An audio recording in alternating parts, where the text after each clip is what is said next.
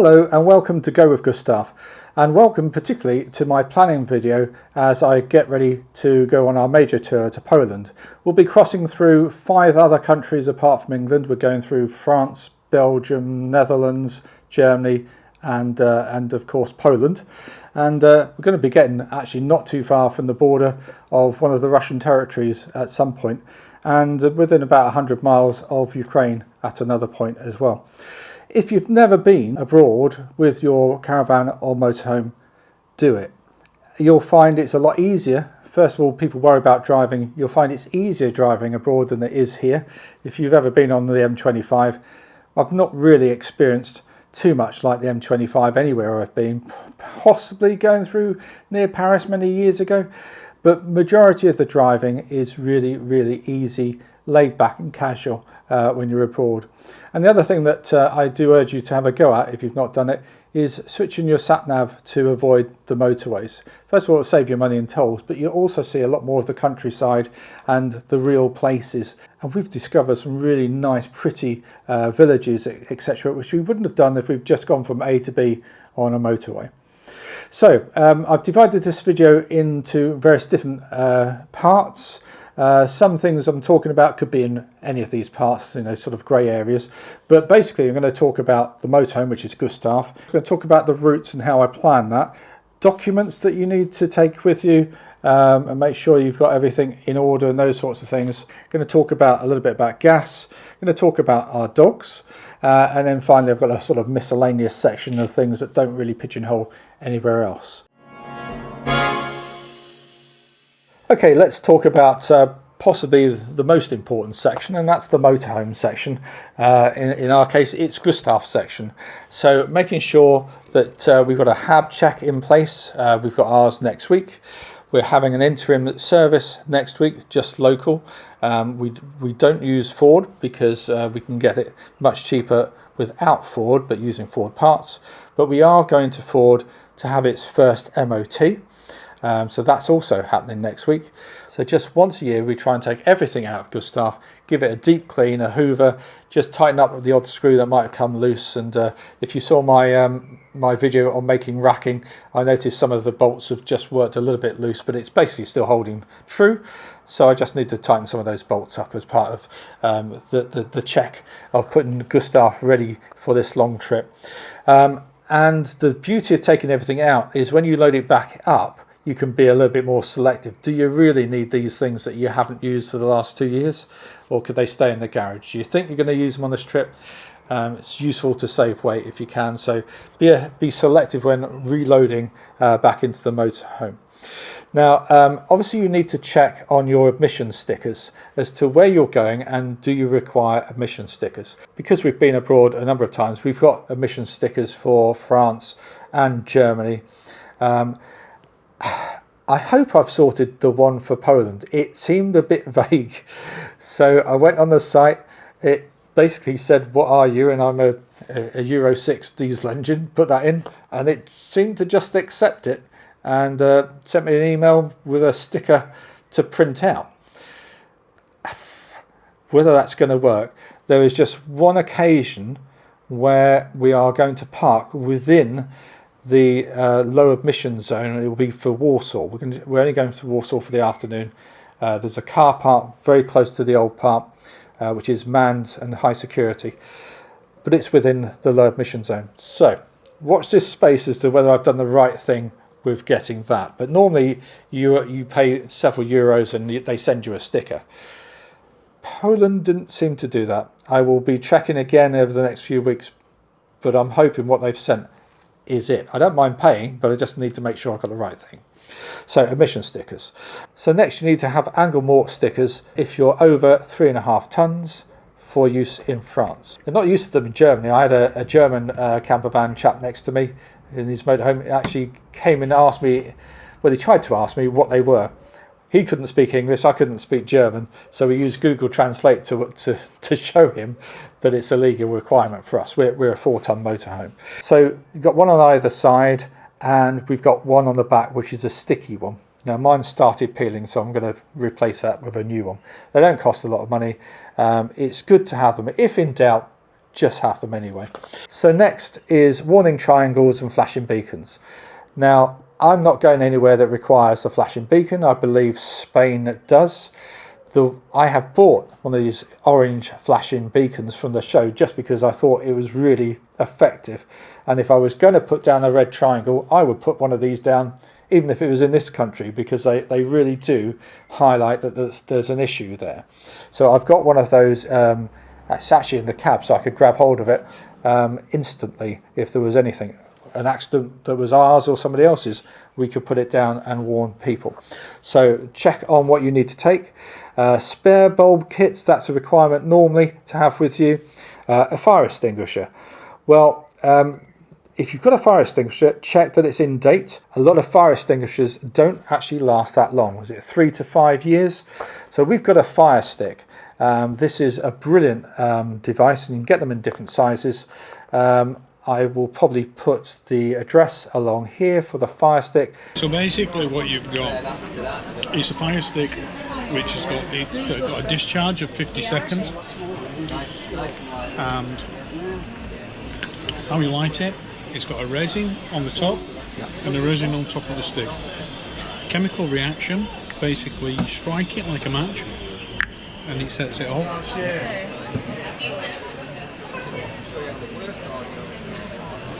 So have a look at the fire stick. You may need a hookup adapter.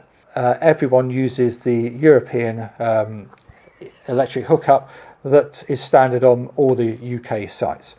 We have, however, been to a few sites where that's not the case in France. It's the only one that's working with the old French connection rather than the European connection. So you've got to have a converter. It's the electric sockets of the old style. You also need to have the plug which shows you about the polarity. Now again, there's people that will go on Facebook and argue that the polarity is not an issue because it's a modern motorhome and all this sort of stuff. I just like peace of mind. I like seeing the 3 lights which tells me it's safe. I've been on a couple of sites where the 3 lights haven't lit up, and you can buy the little gadget. Well, it's a little lead that you plug in that just crosses them over and changes them. To me, because it is such a rare thing, carry a screwdriver, undo the end, just swap the 2 wires over, put it back in. It's a 5-minute job and it works. I just thought we would check the polarity checker. Now obviously this isn't right, they should all be lit. So, and we don't carry a converter, but I'm hoping I can do what I used to do, is just undo the wires and change them over. So I'm just going to change the blue and the brown wire over, and that should solve our problem. So the wire's now changed over, which was an easy job to do. My screwdriver set, just put it back together now. So. Rachel, three lights. Job done, kettle on. Just to show, we now have the 3 lights on the polarity checker. Just remember to swap them back over when you leave. And then the last thing, tyre inflator kit, or some way of inflating your tyre if you just had a slow puncture. Now again, I know a lot of people take spare tyres. Gustav does not come with a spare tyre. I did buy a steel one. It's very, very heavy. I've decided not to get a proper new tyre for it and not to bother with any spare wheel. It's a 4-ton motorhome. I've got all the insurance, etc. If I had a flat tyre, someone else will come and do it for me. I'm not going to bust my gut. I'm not going to risk my life in the road. I have broken down twice with the caravan. Both times was on a motorway, one on the M5 and one on the M25. You do not want to be changing wheels in those places, so you are going to have to be calling for help anyway. I know that some people had to compromise, and I did think about this, and that's just buying the tyre, so someone could come and just change the tyre. That's something we might think about in the future. Now the next section is route planning. Now I know that this is probably going to be the Marmite section, because some people will say, no, we're just going to cross over into Europe and just drive and just chill and just take it as it is and see where we end up, and etc. We've got a rough idea. We're going to go down to this area and just explore and then come back. And that is fine. I completely understand where you're coming from with that. And maybe one day I might just, maybe I'll have a go at that at some point. At the moment, and certainly with this trip, which is not, I mean, it's not quite once in a lifetime trip, because I've been there with the caravan. We've been to the lower Poland, we've been to Krakow and Poznan with the caravan. For reasons, if you actually watch the series of vlogs, you'll understand why we've been before and perhaps why we're going again. But we haven't been up the top and round Gdansk and those sorts of things. Really, I do see this, you know, it's not something I'm going to plan on doing again in the immediate future.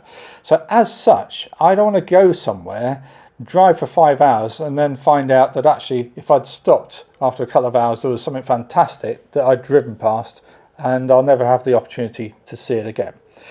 And so it's for that reason I really go to town with my planning. Every day I try and see where we're going to go and is there something of interest to stop on the way, because unlike caravanning, I don't set up for a week and stay there, because there's only so much you can see. We're here for the adventure, so we plan on doing something on the way to a campsite. There are some places we are staying for 2 nights, 3 nights, even 4 nights, just so we can actually have a bit of a chill. But in those places I've made sure there's good connections for trams, for exploring cities and those sorts of things. So how do I do that? I used to do it with Google Maps and those sorts of things, but it had its limitations as to how far and how many places of interest you can put in. And so the best thing I have found, I've tried a number of things, but this by all means is the best as far as I'm concerned. And I know 1 or 2 other big YouTubers have got onto this as well, and it's called Wildertrips. Now they do advertise that it's half price at the moment, which is about £29. It's always half price. It's always that. It's never been. I've been with them for quite some time. It's always been that price. And you can try it out free. So you've got a limited like 10 stops or something. So you can see how it works. But try it out free. And then if you feel the value there, which I do, then it's like £29 for the year or something. I mean, it'll be on their site, but I certainly think that is brilliant value for money for what it does. So while I'm talking, I will put some screenshots or things on the screen to show you what it does. But basically, I find a location in Google, get the address, etc., and put it in, and it will come up, and it will put in the route between the 2 places. So let's say, just for sense of argument, if I was going from Berlin to Gdansk, it would put in the route. Now, what it does is that's not a sat nav. That's not the route that you'll actually drive. It's just giving you possibly a suggested idea, but it's brilliant for showing you how long that's going to take. It tells you how long that would normally take to drive, and you can change the parameters, how much it would cost if you put the cost of fuel in to the settings. It will tell you how much it's going to cost to drive that. And so if it says it's 4 hours, then I want a break after 2 hours, so I can then go back onto Google around about the 2 hour mark and say, right, I want to look for something around here. So that's really the best thing about it. Now you can keep all the details about campsites, you can put in photographs, you can change some of the parameters. You can keep all that in Wildertrips and build it up. So you can name the days. It fits in with the calendar, but you can put it day 1, day 2, and all this sort of stuff. And ultimately, you can then just print that out as a PDF file in a nice condensed form to take with you, with all the details and information that you've put in there. So that's Wildertrips. Now I go a couple of steps beyond that, because I make up a grid within Word, and I'll show you some of this as well. Again, just for my planning of if I want to change the number of days I'm going to spend in this place or that place, and I keep a track. Certainly in this case, where I've been contacting Polish sites saying, you know, can you fit us in on a certain date? I put in the details of the email and when I sent it, and if I've got a reply on what they said. So that's why I use a Word document for that. What I found with this one, I've actually only been able to book 3 or 4 sites, I think, at the most, out of many. It's just a 40-day trip we're doing. A lot of them, I had one back yesterday which hadn't been trying to contact this particular site for several months. They must have just opened. Sent me 2 emails yesterday saying, no, we've got you a place, just roll up, no need to reserve. Very laid back. They all seem to be very laid back, even ones in major cities saying, no, there'll be no problem, just turn up and we'll see you then. With the locations of campsites and places to visit, I number all those, so it'll be day 1 A, B, C, day 2 A, B, C, etc. Then that goes into my TomTom planning software, which is a free tool online, and I can put in all those locations and then send those locations to my TomTom camper sat-nav over the Wi-Fi. And so when I get there, I just can scroll down and pick up day 3, the second location would be 3B, and off it will go and take us to that location. So again, people will say, well, our sat-nav's worth it and various other things. It's a personal thing, but I found the TomTom camper sat-nav, particularly for the planning aspect of it, again showing you the time it's going to take and all those sorts of things, I found that invaluable. So I'll put a little bit of a screenshot of some of the TomTom planning software. As I say, it's free, so just make an account on TomTom if you want to give that a go. But that's quite useful. But if you've got TomTom, you might be able to transfer it from there as well. But it was the main reason I actually went for the TomTom camper sat-nav. So 3 popular sites now for finding your campsites and places to visit and seeing reviews. If you're going to France, the most popular one is the camping car park. These are fairly safe sites. They have barrier systems, good quality facilities normally. The nice thing is, as in this case here, you can see how many places there are at the moment. In this case, there's only 5 available out of 20.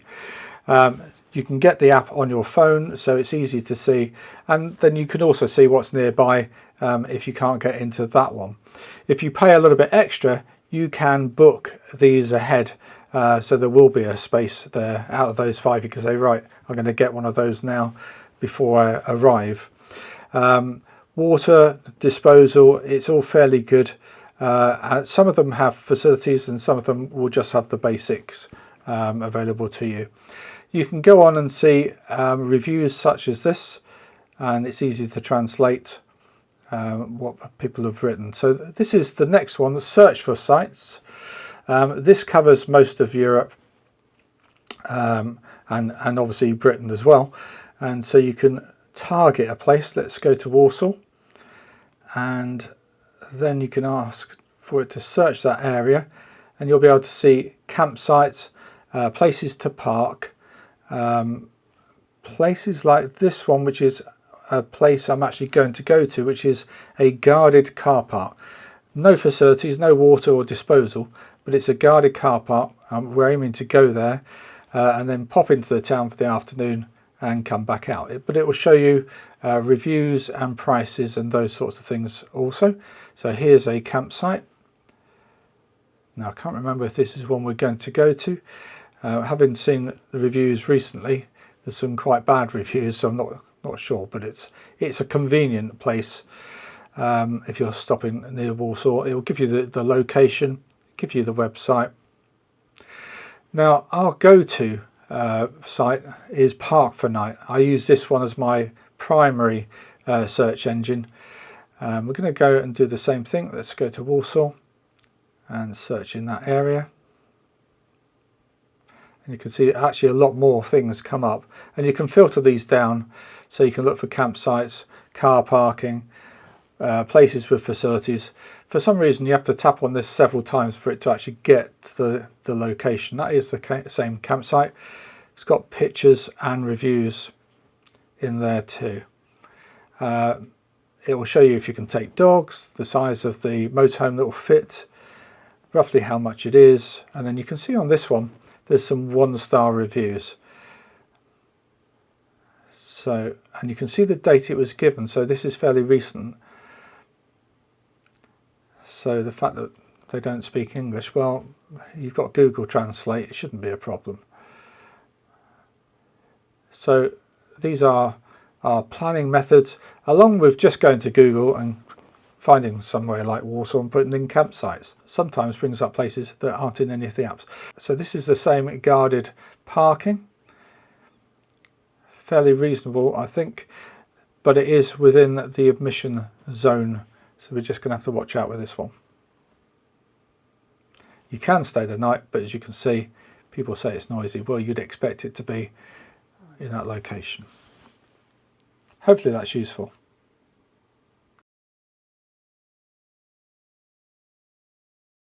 I will have with me a European map. So that's the backup. We were in Germany. We had to leave a site that we were at because of flooding. People were coming around saying, well, it's going to flood in an hour's time, you need to move on somewhere else, which was fine.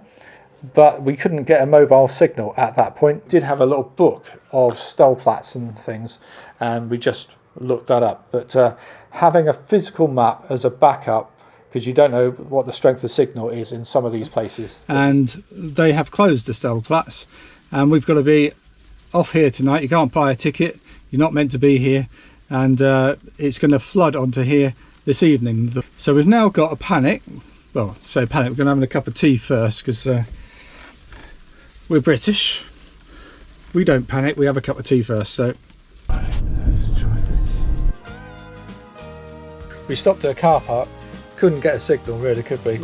So I then thought about putting it into the TomTom sat-nav, which you might have seen the video on that, and that came up with this stellplats, and then Rachel found it in the book. Now we had bought a book, and I thought, well, actually I'm never going to use this, but you managed to find it in there, because what we couldn't get is any signal on the phone, which is then the Wi-Fi in the motorhome. We've got not so, and that's on EE, which is the better one out here. No signal at all. We still haven't got signal at the moment, and we're quite a way away. So that book was very useful. So next up is an issue that nearly put me off going to Poland completely. I was having real problems with that, and that's the toll road system. So in France, we all know there's tolls in France, and there's booths where you can pay, or you can get the tags put on your windscreen. Is it Bip and Go? I've never used them, but you can do that. There are sections in France which don't have toll booths. You just drive through and then you pay afterwards. Is that like the Dartford Tunnel? Never been through that either. To be aware of anyway in France. I just avoid the tolls if I can, unless I'm in a real hurry.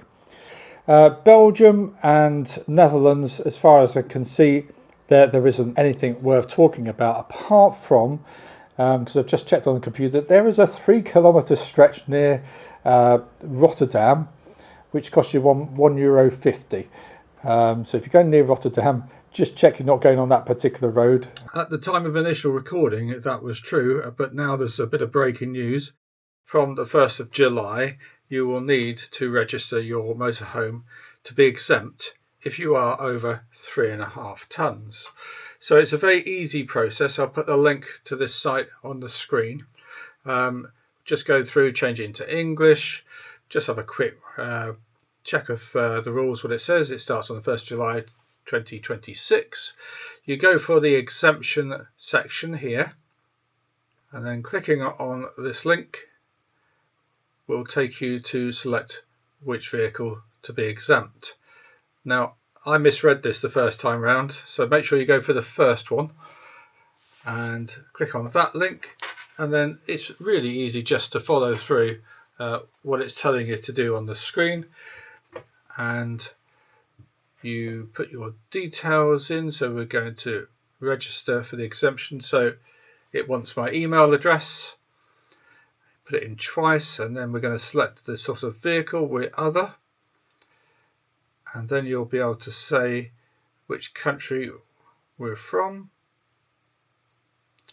and then we put the registration number in, and you do that a couple of times just to check.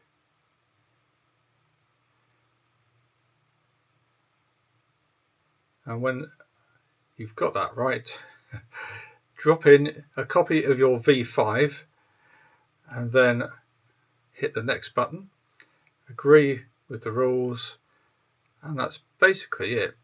And then it will send you just a confirmation email with an order number.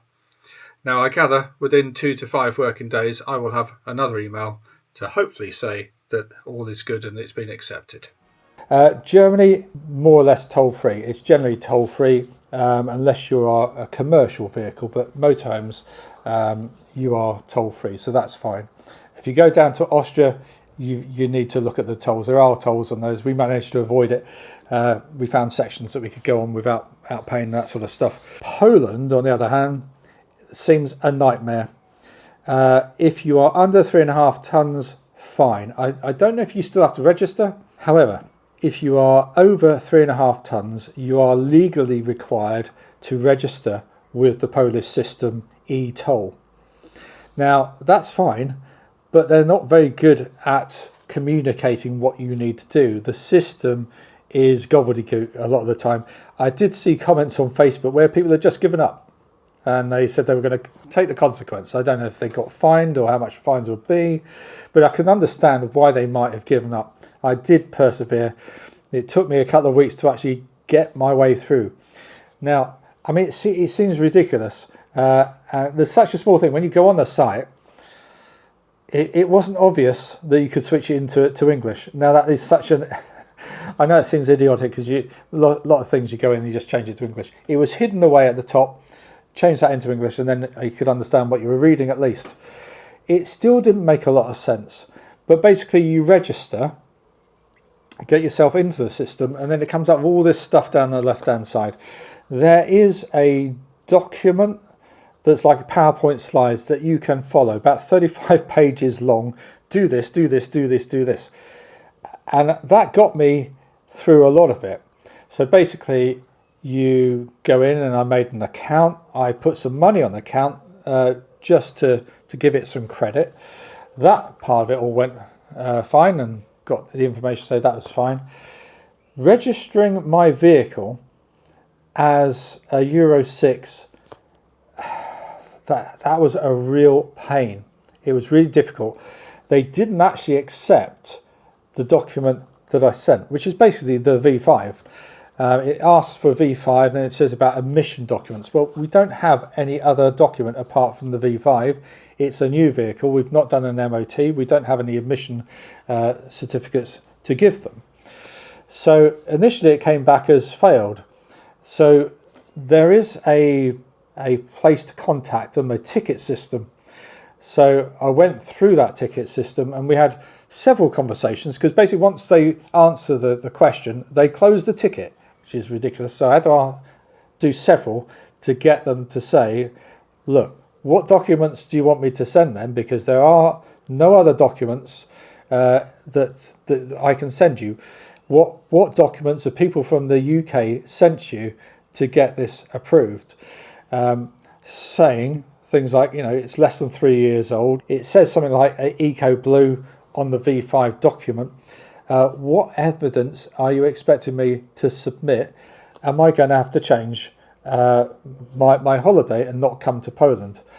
So that did seem to do the trick, and eventually they sent another email, said they've accepted the document, and it went green, and I was able to complete that section. So that took a couple of weeks and a bit of panicking and researching, trying to find answers. It doesn't seem that many people have been to Poland ahead of me with a 4-ton motorhome, or if they have, they're not on the forums. But I also think this system came in January this year. So January 2026 is when this new system kicked in. So if you've been before that, then you might be saying, oh, we didn't do that, and that's fine. It's something new this year. But as I say, it's a legal requirement, so do it. Now, once you've got that, then it keeps talking about, was it an OBC or something? And there was nowhere telling me what an OBC is, and then it wanted a business number. I think it was a business number. Again, there was nowhere telling me what on earth is this. So I think I contacted them about that as well. Cut a long story short, because I can save you the pain. It's basically an app on your phone, and when you open the app and register the app, then you get a number and you go back onto the site, basically connect the two, and bingo, it works. And I just leave that running while I'm driving. Okay, so that's the planning section. The documents. Now, some of these are obvious, not all of them, and some of them I obviously can't show you too much detail as I'm holding them up. So the first thing on our list is passports. Pretty obvious, you can't get out of the country without these. We keep these together with our pet passports, which, okay, we might not be able to use these. Well, we're not going to be using them this time round, but we keep all these together with various other documents in one sort of big passport container. So when we get to passport control, we've got everything there. So the next one is something that a lot of people don't think about. These used to be known as the EHIC cards, and they're now the GHIC cards as far as I understand. I learned the value of these when running school trips. Now, the value of that, I'm just going to put a screenshot from the document that comes with it on the screen as I talk. But it gets you free or reduced health care should you need it abroad. Now, that's not to say don't get your travel insurance. You must have travel insurance. But this is something else now. I've been in a situation with a student that hurt themselves. One of the first things the doctors asked was for this health card. So it's useful to have that. Okay, now obviously we had health insurance and all those sorts of things. So these are free. Oh, just don't be scammed. These are free. There are sites that will try and scam you out some money for it. You don't pay for these, they are free. I'll put a link in the description and I'll put a link on the screen now. Also under documents, but I was going to do this in a different section, is if your van is eligible for MOT, as mine will be, then obviously proof about that, proof of servicing. I will take all those documents with me as well. Of course, if you're driving abroad, you will need your driving license. I can't show you my driving license, just that's the back of driving license. Well, that one's actually Rachel's, but make sure you've got driving license with you. You need those should you be stopped by the police, etc. Possibly most important to us, and we don't skimp on the cost of this, and that's the travel insurance. Now, our travel insurance we do with a caravan club. Now, this time round we've got a multi-insurance. The first time we've used a multi-insurance because we went to France earlier in the year. We're now going to Poland, and we're considering maybe popping back over in September or October because the insurance covers it all. You don't have to tell them, we can just go anytime within this year and we are covered. Now, what does it cover? It covers not just health, but it covers the motorhome as well. So again, I'll put some of this on the screen, but just some of the things I'll run down very quickly. It covers our breakdown costs and recovery all the way back home should we need it. It covers up to £2,000 of continuing the holiday if we so wish to do so. Emergency accommodation, trip cancellation if we had to. There's some sort of provisos on that one. Storage costs. It gets the dogs back into the country. Dog repatriation is on there as well. And then we've got if we had to cancel the trip, if we had to cut the trip short, maybe if there was a parent that was ill, etc. Medical expenses up to 5 million. Missed departure up to £400. Delay and abandonment, not quite sure about the abandonment, but personal baggage, single articles and money and travel documents up to a certain amount of money, personal liability up to £1 million, and personal accident and legal expenses. So there's quite a lot in there, but it's peace of mind that if we, God forbid, if we had an accident over there, we would just contact the caravan club, or this is Red Pennant, and they would get us back. Now, I have actually used them many years ago when I had a caravan, when I broke down with the car, and the service was brilliant, and the alternator had snapped or blown up or something, but we were sorted and back on our road within 3 to 4 hours of making the phone call. So they would get us back into the country if I fell ill. I think it covers someone coming out and driving the motorhome back if Rachel didn't want to do it, and those sorts of things. So travel insurance, obviously you can shop around, but it's one of those things where people say, oh, the Caravan and Motorhome Club is expensive. Well, it's not when you take into account all these sorts of things and the reduced tickets for the ferries and the tunnel, etc.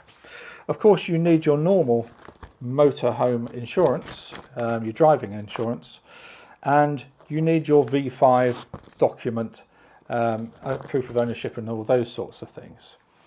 So those are the main documents you need. Now, if you have other bits and pieces, like I take a drone, then I have to take proof of the registration I have with the drone, the flyer ID and the operator ID, and I also need proof that I can do that in the EU. So if you've taken out, if you've done the short exam, if you fly a drone, you must do this. It's illegal not to. You do a short exam. It's very, very simple, but you get the operator ID and the flyer ID.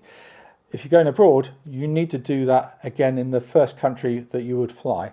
So I've done it in France, and I've got to say it was ridiculous, I've got to say, because there was a 60-page document in French, not in English, but I went ahead and did the exam and passed it. I don't read any French. It's very easy to do, but it means I can now fly anywhere in the EU with my drone. So you need those documents if you've got other bits and pieces that you do like that. Okay, so that's the main documents section. If there's other things under documents that I don't cover within this video, maybe you could just add them in the comment of this video to help others that are looking at this video. So now we come to looking at gas. We've talked about electricity. With gas, you need to check, are you going to be able to get your sort of gas bottles abroad? Are they refillable? Can you get them refilled? So we've gone for two types of gas. As a caravaner, I was always conscious of weight, so I had one of the first lightweight gas systems, which was BP gas, which is the plastic bottle. It had other advantages as well. If it caught fire in an accident, it was just going to burn off rather than explode and send metal fragments everywhere. So that was a good selling point. So I had two of those. In fact, I had three of those for the caravan. I had them on a rotation, so I would always had two full. I've kept one of those as a backup. Now, these are readily available from places like Go Outdoors. Our garden centre stock these as well. So I've made sure at the moment I've run that down as low as possible, so I can just go and change. It costs about £40 to change it. So I'll have one of those that's full. But we also have the gas low system, which is a 11 kilogram bottle, so it's even bigger. So I know when I run out of that to switch on to the BP gas that I need to start searching to fill up the gas low system. So the gas low system is brilliant because normally when I refill that, it's about £14 a time. It's really, really cheap way of doing the gas. Of course, if you're going abroad, there are different fittings. So I have bought a bunch of the different fittings that you might use in Europe, and these are readily available online. If you just Google or go into Amazon, you will find the different fittings to use. I have a further backup, of course. So I've got the CADAC. Now, some people connect their CADAC to an external gas point. I don't like doing that because I like to move, well, first of all, we've got the awning up, moving it away from the awning, but we don't know where we're going to use it. We might use it in the garden, we might use it away from the motorhome on the pitch, maybe in a corner that's shady or sheltered. So I did have a little gas cylinder. If you saw the review that I did of the CADAC recently when I was in Scotland, I was using a small gas cylinder. I'm now changing to using the small camping canisters. These are readily available everywhere, so lots of people that have single man tents or hikers and these sorts of things use these for powering their gas cylinders. And I've bought the gizmo where you can put up to 3 of these. They can work as 1, 2 or 3 into a little cradle, and then that runs into the CADAC. Not used it yet, but they were so cheap to buy. I think it was £12 for 4 of these canisters, so we bought 2 lots. So they're in the gas locker as well. So we've actually got 3 different gas systems that will keep us going for a long time. I don't imagine that I'll be filling up the gas while I'm abroad. The main use of the gas apart from cooking, of course, is running the fridge if we're not hooked up to electricity. So we'll see. But we've got those options, and I'll know when to start panicking, and that'll probably be the night that we have a takeaway. So the next section is for the dogs. As you will probably know, we've got 2 golden retrievers, Pickle and Sprocket, and they have their own European pet passports, which means that when we use these, we don't pay anything. We just show these and we scan the dogs, and away we go. And it has saved us so far, certainly with Sprocket, who's had hers for a number of years now, I'd say hundreds and hundreds of pounds, because animal health certificates only last for 1 trip, and that's it. So that's 100 quid or 200 quid blown every time you go. Once you've got these, and I think the last one cost 30 euros, then that's it. You don't pay any more money. However, on the April 22nd, rule changes came in, and they seem to be misguided and misunderstood by a lot of people. Some YouTubers saying, well, that's it, you can't use these anymore. But if you follow any of the groups, no one has actually been stopped at the borders using these. There's people I've checked this morning, people have been going out on the shuttle using these. One of the ferries, now I might be wrong, but I think it was Brittany Ferries, have actually got a statement saying that these are okay. So there's lots of confusion as to whether you can.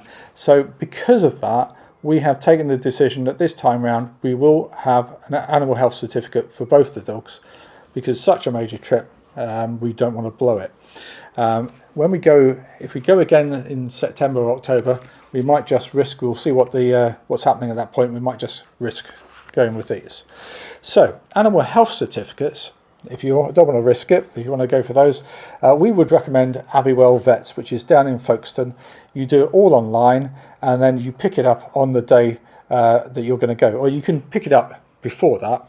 But most of us, you're travelling down there to get onto a ferry or onto the tunnel, so it's convenient just to call in and pick it up on the morning. It takes 15 minutes. They've got a car park around the back.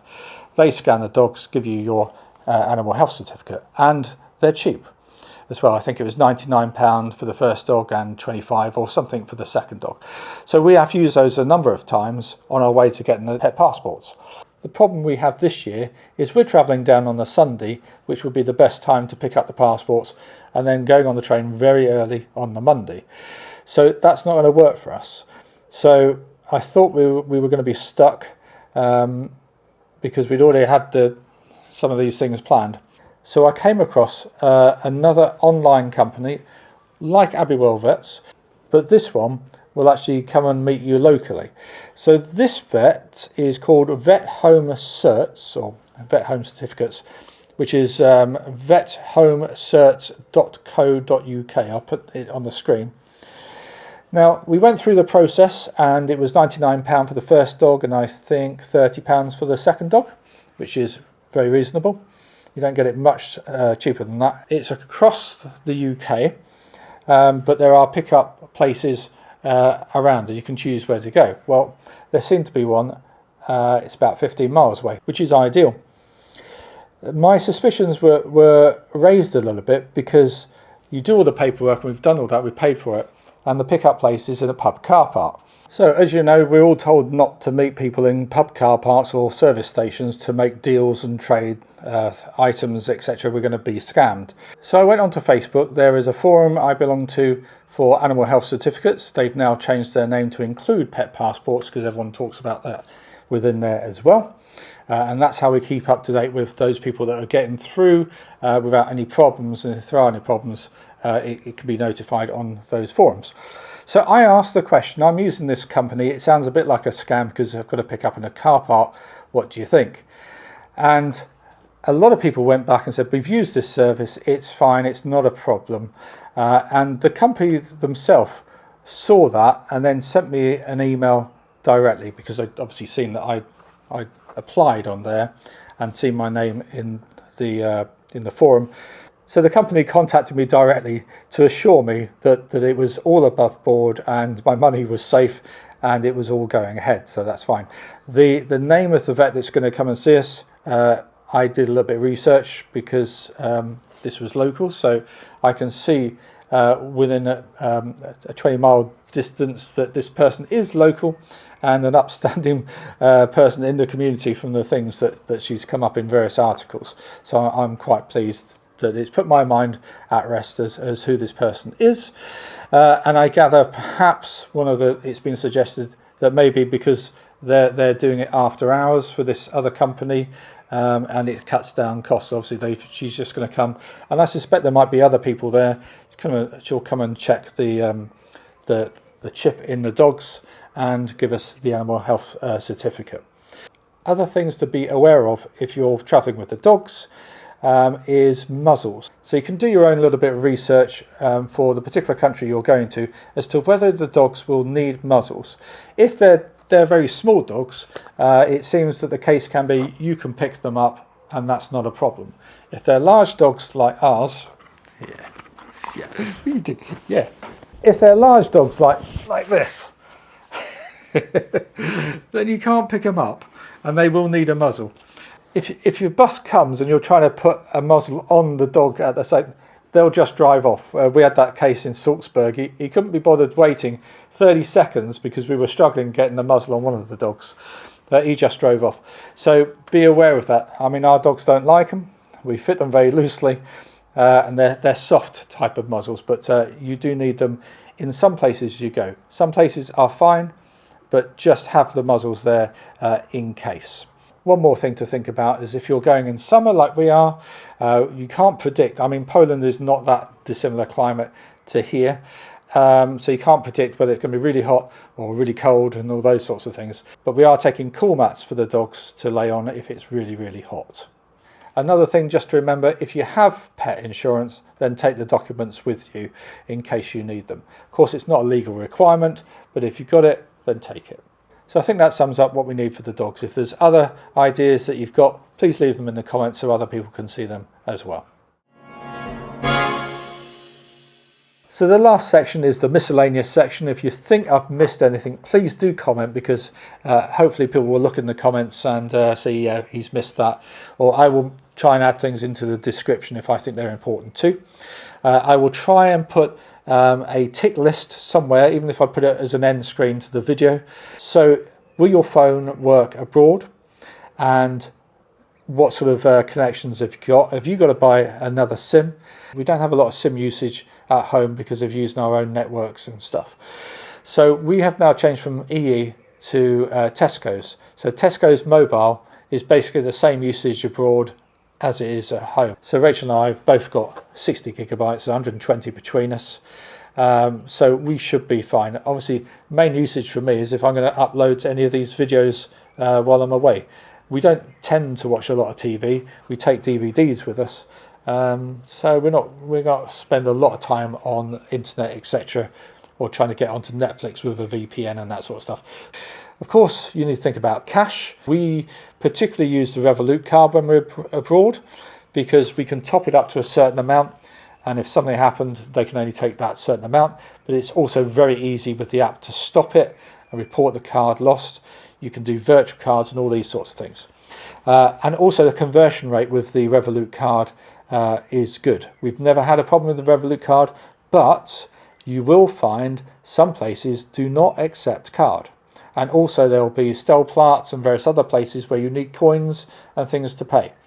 Germany particularly surprised us going into quite modern shops and they didn't take card. We had to go down and find an ATM and get some cash. That did surprise us.